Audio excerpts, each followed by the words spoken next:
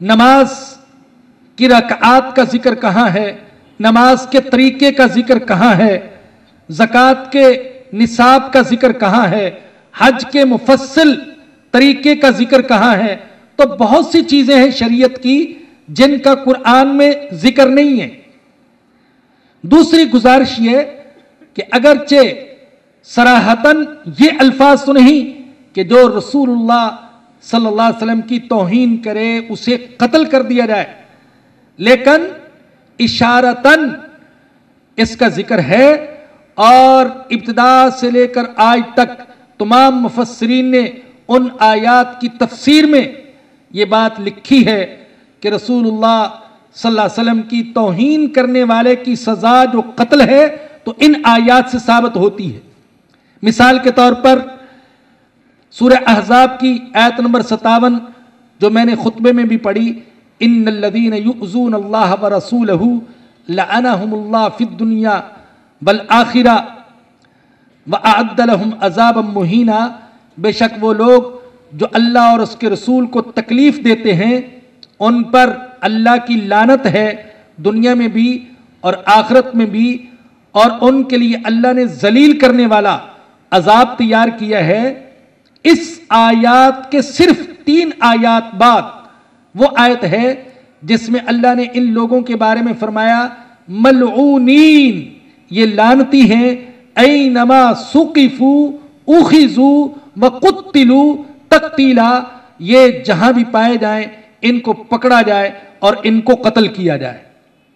अब ये कुरान में आया तो इस आयत से इस्तदलाल करते हुए काजी अयाज रहमतुल्लाह अलैह ने अपनी किताब अश्शिफा में और अल्लामा सहनून रहमतुल्लाह अलैह ने तंबीहुल वुलात बल अहकाम में इस्तदलाल करते हुए लिखा कि इन आयात की वजह से उम्मत का इजमा है इस बात पर कि रसूलुल्लाह सल्लल्लाहु अलैहि वसल्लम को गाली देने वाले की सजा कत्ल है। इसी तरीके से दूसरी आयत सूरह तौबा की आयत नंबर 12 अल्लाह फरमाते हैं व इन्नकसू ऐमानहुम मिन बादि अहदिहिम व तअनु फी दीनिकुम फकातिलू अइम्मतल कुफ्र इन्नहुम ला ऐमान लहुम लअल्लहुम यंतहून। अगर वो तुम्हारे दीन में तान करें वादे करने के बाद तो फिर कुफ्र के आइम्मा के साथ किताल करो, बेशक वो बाज आने वाले नहीं। अब ये सूरह तौबा की आयत नंबर 12 है। इसकी तफसीर में इमाम इब्ने कसीर रहमतुल्लाह अलैह ने ये अल्फाज लिखे मिन हाहुना उखिजा कत्लु मन सब्बर रसूल सलवातुल्लाहि वसलामुहु अलैहि। इस आयत करीमा से उलमा ने इस्तदलाल किया है कि जो रसूलुल्लाह सल्लल्लाहु अलैहि वसल्लम को गाली दे उसे कत्ल किया जाएगा। तो ये वो आयात हैं जिनमें कत्ल की सजा का इशारतन अल्लाह ने जिक्र फरमाया,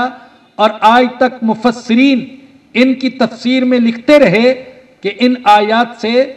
तौहीने रिसालत के मुर्तकिब की सजा का कत्ल होना यह साबित होता है।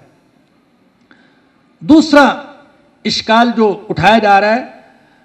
और ख़ास तौर पर सियासी लीडरों की तरफ से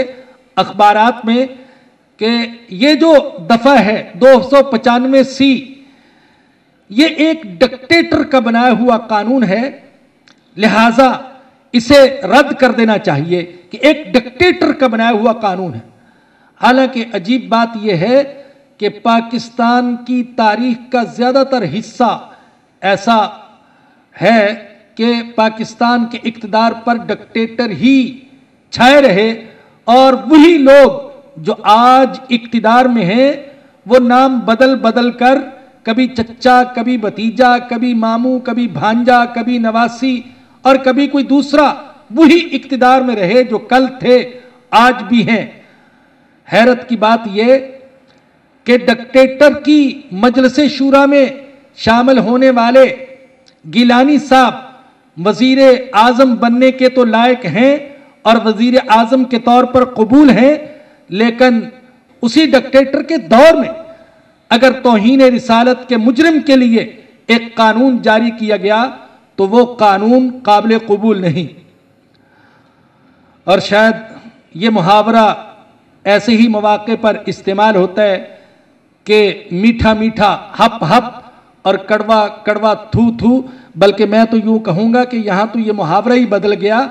کہ کڑوا کڑوا ہپ ہپ اور میٹھا میٹھا تھو تھو۔ ہونا تو یہ چاہیے تھا کہ جو قانون اسلام کے لیے بنا، رسول اللہ صلی اللہ علیہ وسلم کی ناموس کے لیے بنا، وہ ہمارے لیے میٹھا ہوتا اور قابل قبول ہوتا،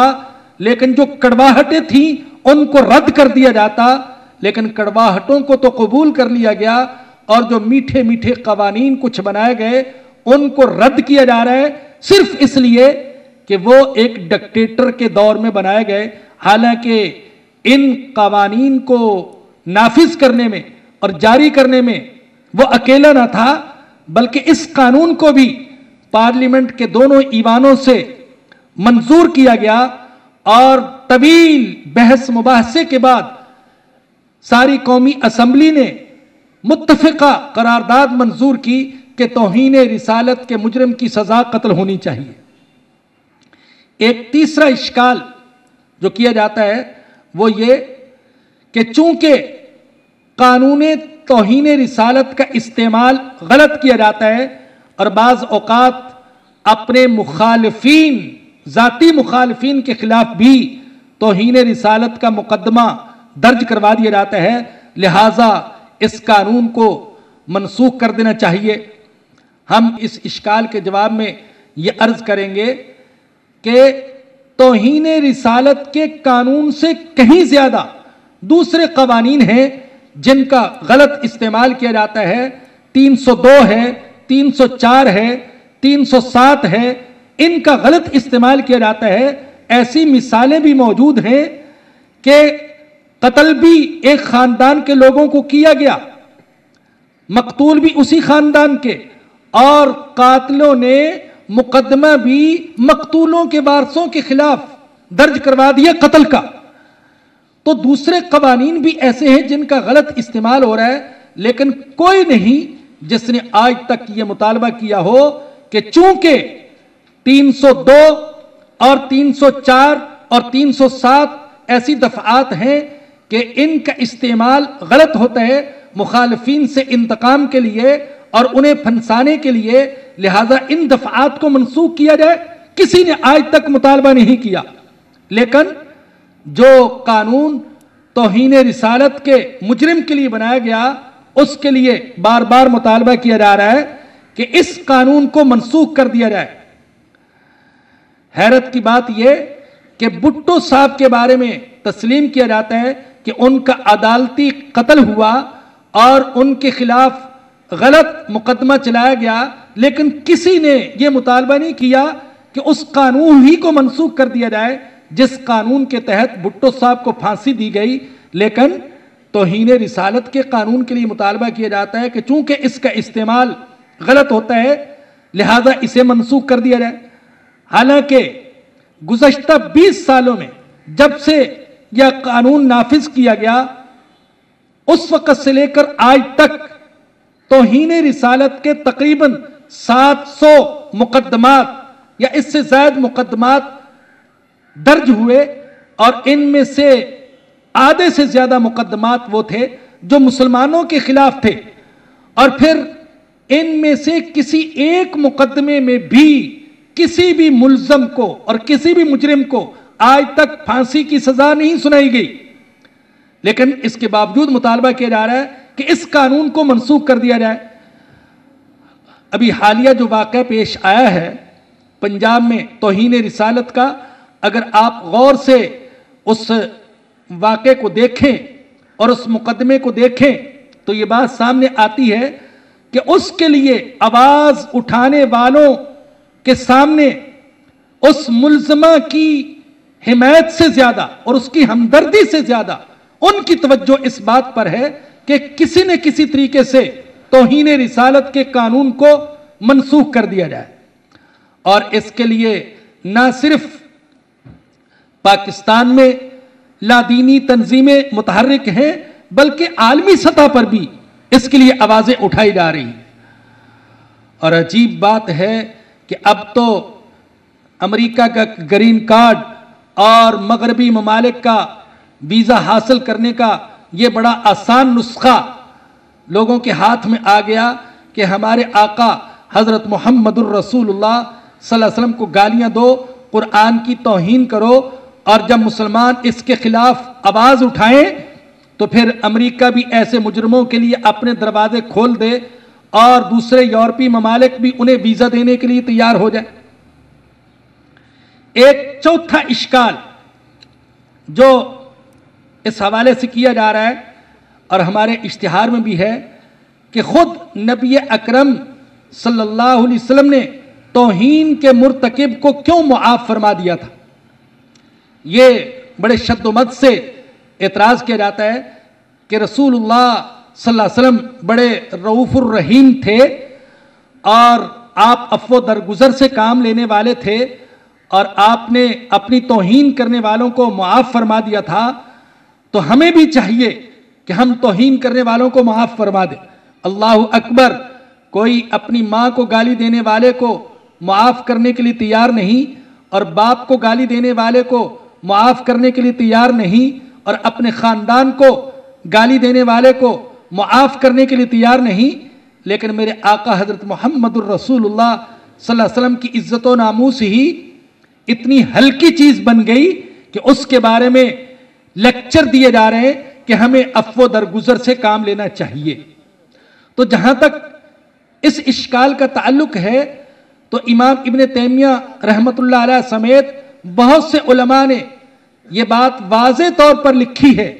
کہ خود نبی اکرم صلی اللہ علیہ وسلم کو تو یہ حق تھا کہ آپ کسی زیادتی کرنے والے کو معاف کر دیں، لیکن امت کو یہ حق حاصل نہیں ہے۔ دوسری بات، خود نبی اکرم صلی اللہ علیہ وسلم کے زمانے میں توہین کرنے والے متعدد مجرموں کو سزا دی گئی ہے، اور یہاں میرا دل چاہتا ہے کہ میں ان حضرات سے یہ سوال کروں جو ہم سے مطالبہ کرتے ہیں کہ توہین رسالت کی سزا کا قتل ہونا قرآن میں مذکور ہے۔ دل چاہتا ہے کہ ان سے سوال کیا جائے کہ یہ کہاں مذکور ہے کہ جو بھی توہین رسالت کرے اس کو معاف کر دیا جائے اور اسے کوئی سزا نہ دی جائے۔ کون سی آیت ہے اور کون سی حدیث ہے جس سے یہ ثابت ہوتا ہے؟